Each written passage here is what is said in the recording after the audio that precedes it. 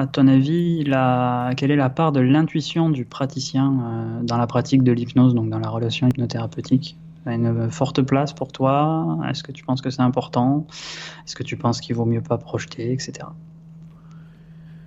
Ouais, c'est très délicat, hein, Ouais, je c'est sais, c'est très pour ça que je te la délicat pose. cette question.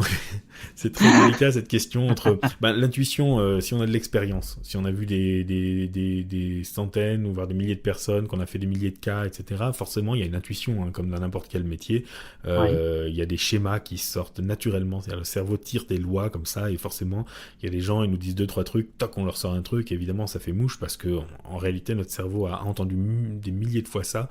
Et forcément, il y a une très forte intuition. Et cette intuition-là peut exister chez des gens qui débutent, puisque quelque part, ils ont entendu des millions de personnes. Et donc, chez certaines personnes, déjà, il peut y avoir une intuition psychologique qui est assez juste. Mais je n'inciterai pas quelqu'un qui commence, par exemple, à trop faire confiance à son intuition, parce que souvent les gens qui en parlent le plus, d'ailleurs, peuvent être des gens, finalement, même s'ils ne le reconnaissent pas, qui peuvent être très centrés sur eux, voire narcissiques. Il y a mon intuition, mais moi j'écoute mon intuition, j'écoute mes sensations, moi. En gros, je m'écoute moi et j'écoute pas l'autre. Et qui vont projeter des trucs. Non, mais moi, j'ai senti en moi que cette personne était comme ci, comme ci, comme ça, ou qu'il fallait lui dire ça. Et donc je lui sors ça, et parfois c'est complètement à côté de la plaque. Alors souvent la personne elle va dire mais mon intuition est très juste, les gens me le disent. Bah oui, parce que souvent, en fait, elle a un gros biais, c'est que les gens sont polis. Moi, ça m'arrive très souvent en formation, d'avoir des gens, disons, un petit peu plus perchés que moi, mais j'aime beaucoup, hein, j'ai aucun problème avec ça, mais qui me disent, non mais toi Antoine, t'es comme ci, t'es comme ça, je suis sûr que t'as vécu ci, ça et ça. Et parfois, je sens qu'ils y tiennent tellement, je leur fais, ouais, c'est pas faux, il y a de ça. Donc forcément, ça me saoule, j'ai pas envie de leur dire, mais c'est complètement à côté de la plaque, mais c'est souvent complètement à côté de la plaque. Ou alors c'est des trucs qui sont vrais pour tout le monde de toute façon. Mais c'est souvent faux en fait. Mais je vais pas le dire. Ou alors je vais chercher à trouver, ah bah ouais, c'est pas faux, si je vois ça comme ça et comme ça, bah du coup c'est vrai. Donc forcément, si tout le monde est aussi poli que moi, ben à force ils finissent par y croire, ils sont renforcés dans leur truc, et donc forcément ils sont persuadés d'avoir un don qui est parfois vrai, parfois vrai. Moi j'ai vu quand même des praticiens qui marchent à une intuition qui est assez formidable, mais personnellement en tant que sujet, même si j'ai un médium devant moi, ça peut me saouler qu'il soit à l'écoute de son intuition plutôt que de moi.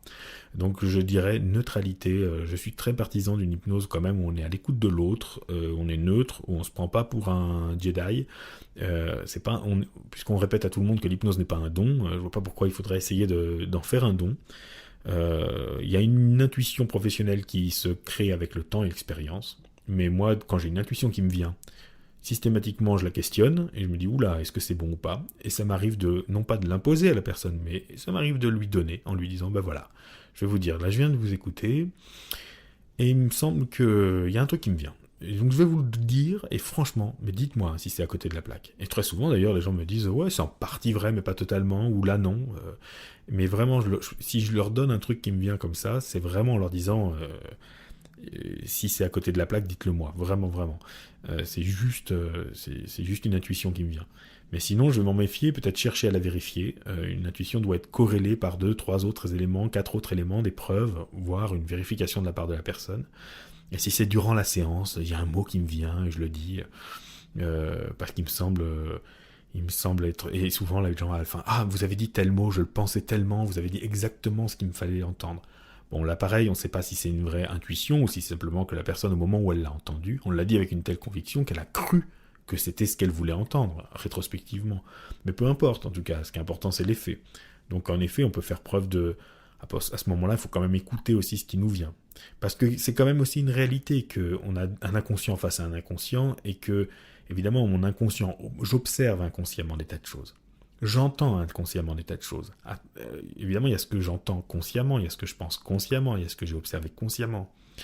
Mais évidemment qu'il y a énormément d'informations qui sont pénétrées à l'intérieur de moi, de ce que la personne a dit, a fait, etc. Et puis de toute l'expérience passée, des types semblables.